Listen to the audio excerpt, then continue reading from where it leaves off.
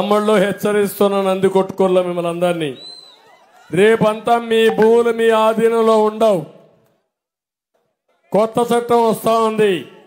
ఆ చట్ట ప్రకారం మీ దగ్గర ఏమీ డాక్యుమెంట్ ఉండదు, 10-1 ఉండదు, అడంగల్ ఉండదు, పట్టాదారు పాస్ పుస్తకం లేదు.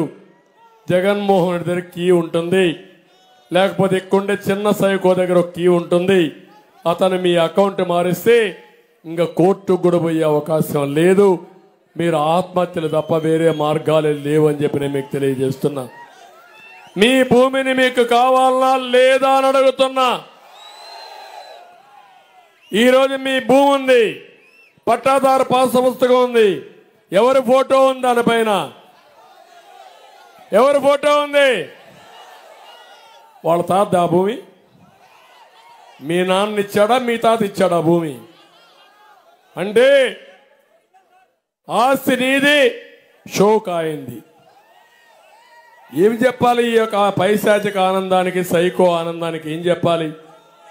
నువ్వు ఇచ్చుంటే నీ సాక్షి పేపర్ నుంచి ఇస్తే, నీ వ్యవసాయం చేసి ఇస్తే, నీ భారతీయ సిమెంట్ నుంచి ఇస్తే నీ ఫోటో వేసుకోగానే, ఉచితంగా సిమెంట్ నీ ఫోటో వేసుకోగానే మరిగేయడానికి వీలు లేదు.